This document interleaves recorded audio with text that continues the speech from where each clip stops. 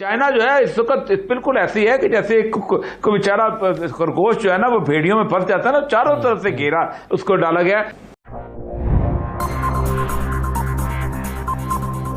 Investment है, इससे भारत को बुनियादी तकलीफ क्या है? बुनियादी तकलीफ तो ये है कि इस मुल्क में जब इस खित्ते में जब चीन का किरदार बढ़ता है, चीन मजबूत होता है, तो भारत ख़ुद ब खुद कमज़ोर होता है, क्योंकि भारत के जारहाना इस्तेमारी अज़ाइम हैं जी।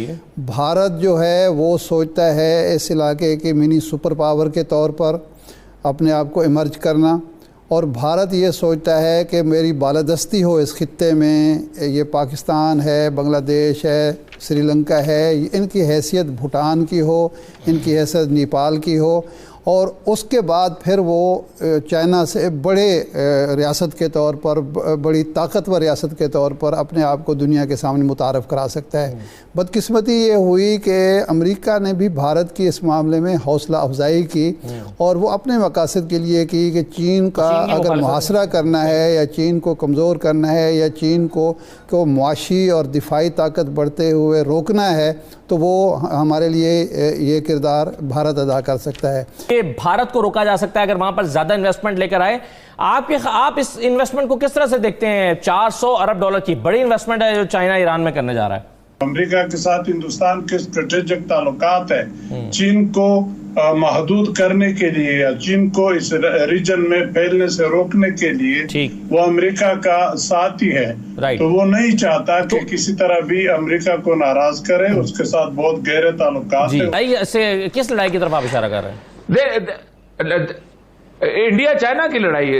ये तो आप कोई ऐसा दिन ऐसा नहीं जहां रोज कोई अखबार में चीज छपती ना हो कि ये किसी न किसी वक्त जो है ये इरप्ट हो जाना है, ये सूरत हाल जो है। और क्योंकि जमीनी मामला देखिए, चाइना को आप समुद्री पे तो रोक लेंगे, आपने बलाका जो है वो इंडोनेशिया और उसके दरमियान में से उस जजीरों के दरमियान आपने एक जहाज खड़ा किया, आपने उसको बहरी तौर पर तो रोक लिया, जमीनी पे आप उसको कैसे रोकेंगे? जमीनी रोकने के लिए आपको इंडिया का सहारा लेना पड़ेगा। इसीलिए चाइना ने नेपाल में अपनी दोबारा इन्वेस्टमेंट किया है, नेपाल को खड़ा किया है, उस काला पानी वाले इश्यू पे खड़ा किया है, सिलगरी कॉरिडोर के अंदर जिसको चिकन नेक कहते हैं वहां पे उसने इन्फ्लुएंस शुरू किया है।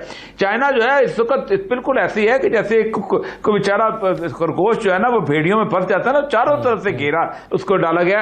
लेकिन ये अफगानिस्तान की सूरत हाल तो यही है कि वहां पे तालिबान का जो एक लड़ाई है वो जारी है, और अगर अमेरिका निकल भी जाता है तो तालिबान की लड़ाई जो है, जो नॉर्दर्न अलायंस था या नॉन पख्तून हैं उनके साथ वो जारी रहेगी। तो अफगानिस्तान में तो मुझे नजर नहीं आता कि कोई मुस्तकबिल करीब में अमन होने वाला है। और फौरी तौर पे हम ये कहेंगे कि जो वहाँ की काबुल की हुकूमत है वो उसका अभी तक प्रो इंडिया एक रुझान है, पाकिस्तान से अभी तक वो काफ़ी दूर हैं। हम बल्कि मैं समझता हूँ कि पाकिस्तान को के बारे में उनके ख्यालात जो हैं वो बहुत ही दोस्ती वाले नहीं हैं, अगर मुखासमाना नहीं है तो वहाँ से तो हमें कोई नेकी की उम्मीद नहीं है। अफगानिस्तान के साथ पाकिस्तान के ताल्लुकात में मुझे कोई नज़र नहीं आता कि फौरी तौर पे कोई बेहतरी आएगी। देखिए, अभी तक जो कुछ बात हुई है मुझे उससे काफ़ी इख्तिलाफ है। ये चीन और अमेरिका का एक बड़ा पेचीदा रिश्ता है। चीन और अमेरिका का बड़ा पेचीदा रिश्ता है। आप यहाँ पे जो अब तक बात हुई उसमें ऐसा नजर आता है कि दोनों दुश्मनी की पॉलिसी पे चल रहे हैं और शायद जंग पे खत्म होगा। ऐसा बात कोई नहीं होने वाली। चीन की कोई नीयत नहीं है अमेरिका के साथ जंग करने की। चीन का अमेरिका में बहुत एक बड़ा स्टेक है। अमेरिका सबसे बड़ा उनका ट्रेडिंग पार्टनर है। चीन के जो फॉरेन जो एसेट्स हैं और उनके एक्सचेंज रिजर्व्स हैं वो ज़्यादातर अमेरिका में हैं। तो चीन की बिल्कुल ये ख्वाहिश होगी कि अमेरिका के साथ बिगाड़ में, ऐसे ताल्लुकात में इतना बिगाड़ ना आए। और ये आजकल जो तलखी है ये ट्रम्प की वजह से है। और चीन के 2 महीने के बाद जी अमेरिका की मैं अर्ज कर रहा था कि 3 महीने के बाद उम्मीद है कि ज्यादा तवक्कुआत ये है कि ट्रंप की हुकूमत खत्म हो जाएगी और जो बाइडेन की हुकूमत आएगी, आप देखिएगा फौरी तौर पे चीन के साथ ताल्लुकात में बेहतरी आएगी। और ये कहना कि अमेरिका तनहा रह गया, ये भी एक खुशफहमी है। अमेरिका के बहुत दोस्त, यूरोप तो खैर है ही उनका दोस्त, उनका पुराना साथी, लेकिन इधर देखिए जापान है, ऑस्ट्रेलिया है, वियतनाम है, फिलीपींस है, इंडिया है, ये ज्यादातर, फिर सऊदी अरब है और बहुत सारे ममालिक जो है इंडिया अमेरिका के बड़े करीबी दोस्त हैं।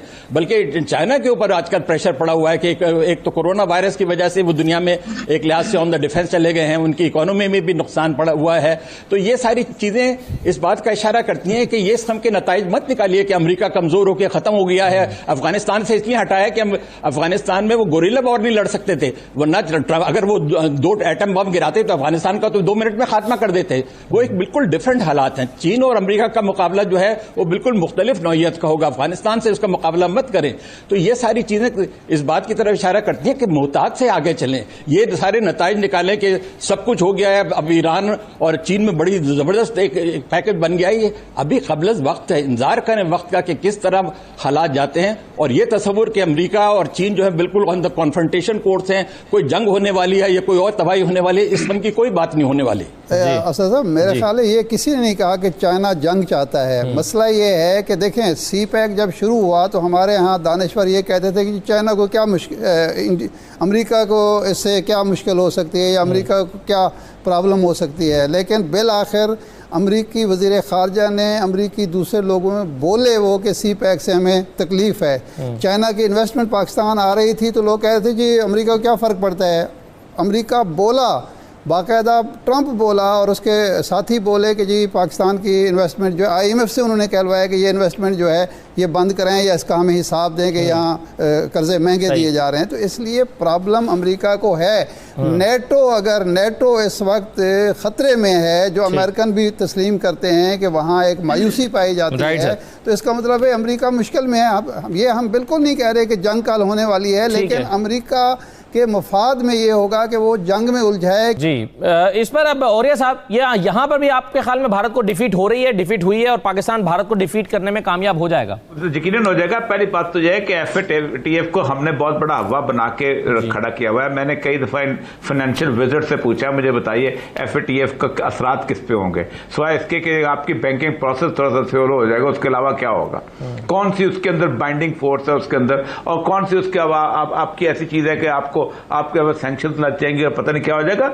एक उन्होंने काम करना है, उसके गार्ब के अंदर वो करते चले आ रहे हैं। मैं अभी बात हो रही थी अफगानिस्तान के बारे में, अफगानिस्तान की हुकूमत के बारे में। द मोस्ट इनइफेक्टिव हुकूमत है इस वक्त पूरे खित्ते के अंदर। ऐसी हुकूमत है कि अमेरिका खुद उसको तालिबान के लिए नहीं मनवा सका मेज पे लाने के लिए, बाहर निकलने के लिए। यानी इतनी वीक हुकूमत वो हमारे लिए खतरा बनेगी, इम्पॉसिबल की सूरत हाल है। जिस इलाके में वो हैं, जिस इलाके में उनका इन्फ्लुएंस है, जो बंदा थोड़ा सा भी अफगानिस्तान को जानता है वो ताजिकिस्तान के लिए खतरा हो सकते होंगे। इस बॉर्डर के ऊपर जो हेलमंद से लेके गजनी और गजनी से पख्तिया तक चलता है, उसमें जीरो इन्फ्लुएंस है उसका। ये 70% अफगानिस्तान तालिबान के पास है। तो एक बात तो यह है कि इसका फायदा होगा। इस वक्त आपको पता है कि सबसे मैक्सिमम इन्वेस्टमेंट किसकी है? चाइनीज की है उसके अंदर, अफगानिस्तान के अंदर। और अमेरिका में ये सवाल उठता है कि we are paying for the security of Chinese investment, ये हमें निकलना चाहिए। एक सवाल ये भी था उसके अंदर से। दूसरी बात यह है कि अमेरिका के पास कोई रास्ता और रह ही नहीं गया कंटेनमेंट ऑफ चाइना। अब कंटेनमेंट चाइना उनका कितना बड़ा इशू है आपके किसी ने सोचा ही नहीं। और जो आज से जो 8 साल पहले चाइना के अंदर गोल्ड खरीदने का रुझान चला था, वो जो हर सड़क के ऊपर दुकानें लगी होती थी कि भाई डॉलर खत्म करो, गोल्ड खरीदो, वो किस लिए था? उनको पता था कि एक दिन अमेरिका जो है वो एकदम हमें बिल्कुल बैंकरप्ट करके रख देगा।